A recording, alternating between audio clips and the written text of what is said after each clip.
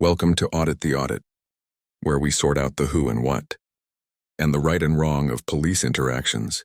This episode will be somewhat different from our normal format and is a collaboration with our second channel, Audit the Court. Today, we will be covering the body cam footage from a police encounter here on ATA tomorrow, March 20th, 2025.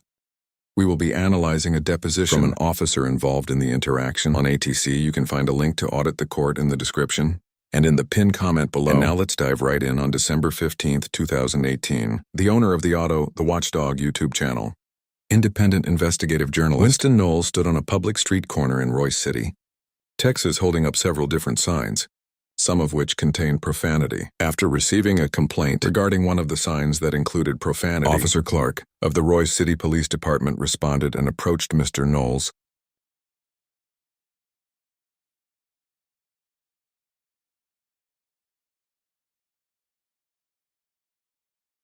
"How's it going?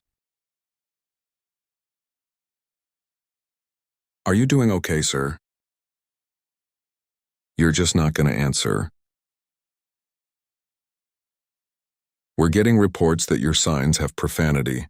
Can I check them to make sure that they don't? And then you can stand here all day long if you want to."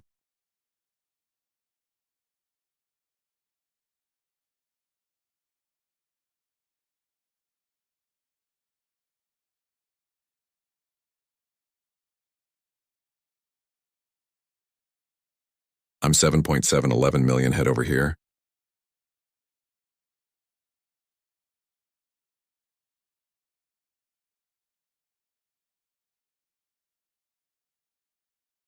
"You won't let me look at your signs just to make sure there's not any profanity on them?"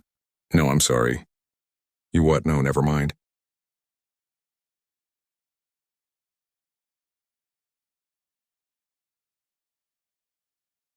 If you are holding up signs for the public to see that have profanity, then yes, you are doing something illegal. I'm just trying to make sure that all I want to do is make sure that what I've been told is not what's on your signs, and then you can stand here all day like I said.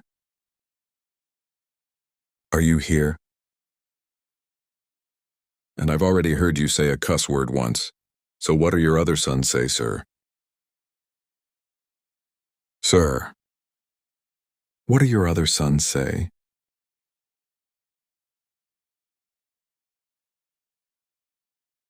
Stu? This? Something?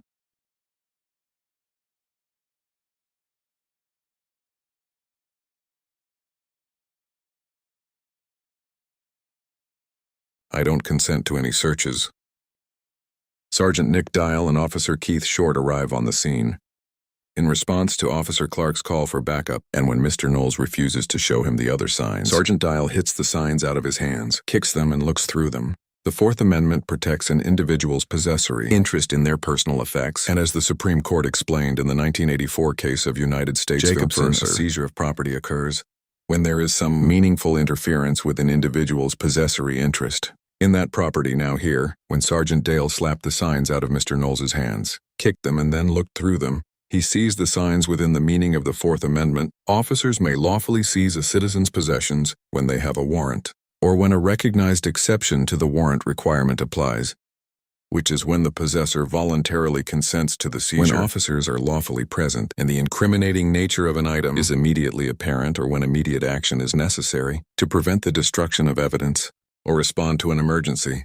Now in this instance, Sergeant Dale did not have a warrant, and it is highly probable that a court would conclude that none of the recognized exceptions to the warrant requirement applied to Mr. Knowles' signs. Rather, it seems that Sergeant Dial simply wanted to investigate the signs to see if there was any profanity on them, which he believed would be evidence of a crime, as such a court would likely hold that Mr. Knowles was not required to surrender his signs for inspection, and that Sergeant Dale did not have the lawful authority to seize the signs and look through them, absent a warrant or a recognized exception to the warrant requirement. This is the best of the best of the best.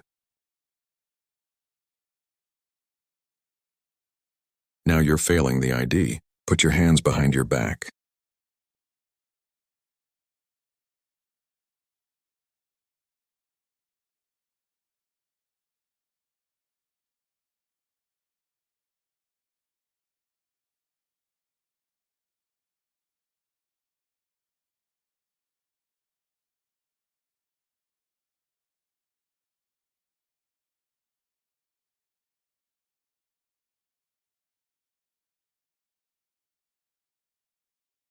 Since he's smelling the ID, take him off of this one and come.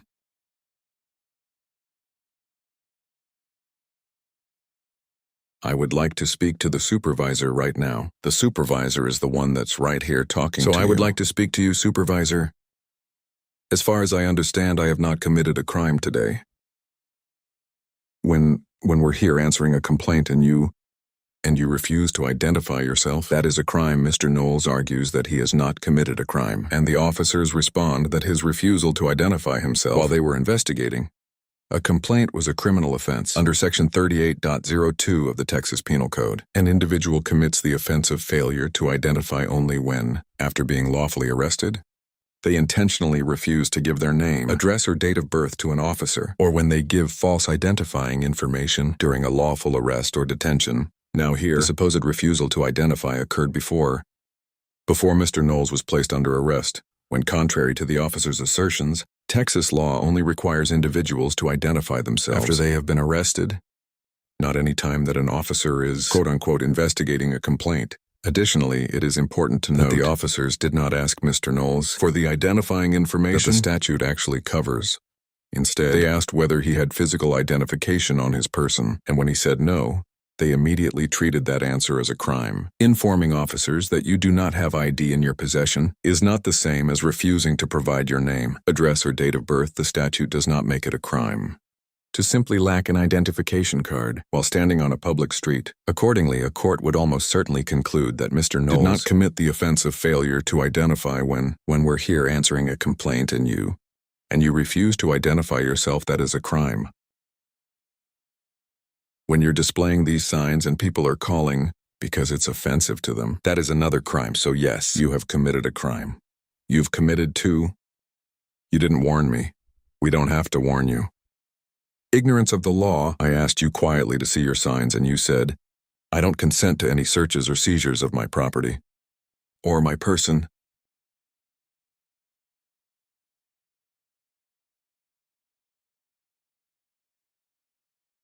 Is that your cell phone in the crowd?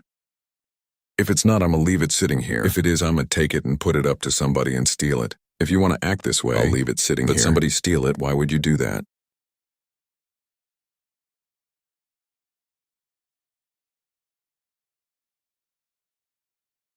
I have a question. What am I being arrested for? Disorderly conduct, disorderly conduct. Mr. Knowles asks what he's being arrested for, and the officers inform him that he's being arrested for disorderly conduct and failure to identify. Now, as we discussed earlier in this episode, it is highly unlikely that a court would conclude that Mr. Knowles had violated the failure to identify statute as for a disorderly conduct charge. Section 42.0 of the Texas Penal Code prohibits a range of conduct, most of which must occur in a public place, including fighting, making unreasonable noise, displaying a firearm in a manner calculated to alarm, and creating nauseous and unreasonable odors. Subsection A1 of the statute, which is the provision that the officers appear to have had in mind, here prohibits using abusive, indecent, profane, or vulgar language in a public place, but only when the language by its very utterance tends to incite an immediate breach of the peace. Since the First Amendment limits the government's ability to punish speech merely for being offensive, this standard is a narrow one. The question is not whether the speech was rude, offensive, or laced with profanity, but whether it amounted to so-called fighting words, meaning personally directed epithets that are likely to provoke an immediate, violent reaction. We will explore the First Amendment analysis in further detail in the Audit the Court episode on this interaction, but based on these facts, it is highly unlikely that a court would conclude that Mr. Knowles' statements amounted to disorderly conduct. You know what? Nobody even asked me to identify how we did that. We had enough people. Let me explain something to you. Young man, we're not holding court on the side of the road with you, okay? So you're arresting me. We're not holding court with you on the side of the road. Any questions you have, you can ask the jail for you, and it's... You gonna get up? I can't roll back over and I'll help you up. I'm not sure if I can do that either. I would like to see your supervisor right now before you assault me any further. I am being assaulted. I have not committed a crime. I have not committed a crime. Get up. I have not. I need to get up. You're hurting me, then get up. I cannot get up, then get up. I can't get up like this. They lift you up. I'm trying to get up that, please get up. Well, assist me up instead, we're trying to help you up, lift you up. The game roll up to your knees and they're gonna shoot you up. Roll up to my knees, I'm a fat ass me to my knees, we already have one.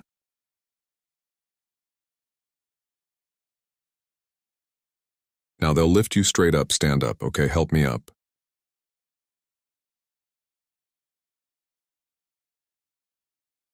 I've committed no fly monster.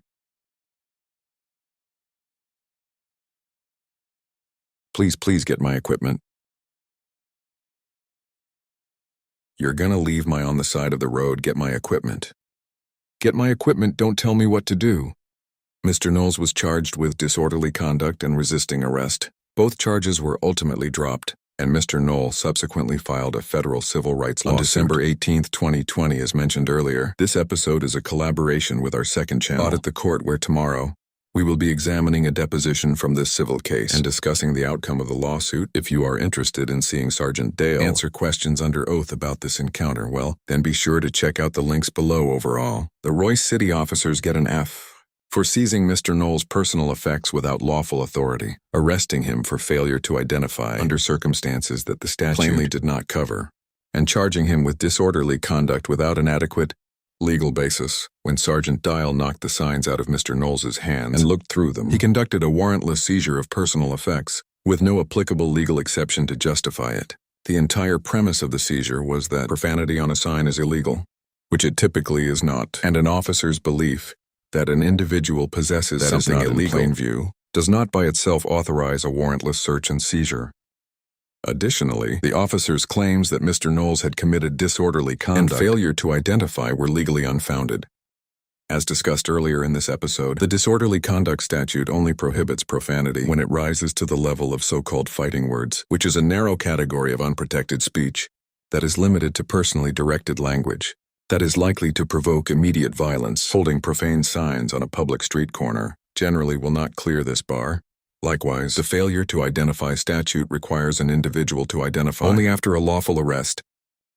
Here Mr. Knowles had not been arrested at the time that he was asked for identification, and the officers never actually asked for the information that the statute covers. Every enforcement action that the officers took against Mr. Knowles stemmed from the same mistaken premise, that the vanity on his sign was illegal, and that error was followed by additional Fourth Amendment violations that further escalated the unlawfulness of the officer's conduct. This interaction shows how a basic misunderstanding of constitutional law can distort officer decision-making and turn a citizen's lawful, public demonstration into an unlawful arrest.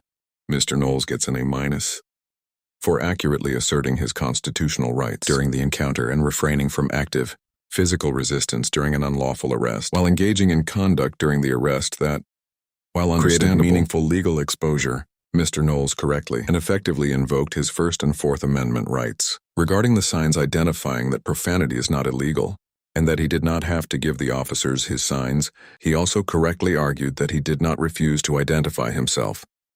After the officers arrested him for telling him that he did not have physical identification on his person, when the officers moved to arrest him, Mr. Knowles did not fight. He did not strike anyone. He ultimately complied with the commands to stand up, however dropping to the ground when the officers directed him to put his hands behind his back. It's worth examining here. Texas courts have held that a resisting arrest charge does not require fire directing aggressive force at an officer or striking them, and that conduct such as pulling against an officer's grasp, twisting, or struggling against an officer's efforts to effect an arrest can satisfy the statute accordingly.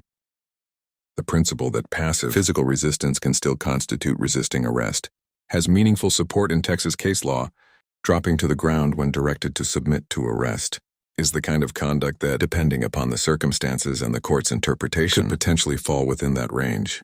It gave the officers a colorable basis for a charge that might otherwise have been unavailable to them. The stronger move, legally speaking, would have been to comply with handcuffing and then contest the arrest in court, which Mr. Knowles ultimately did by fighting the charges and filing a federal civil rights lawsuit.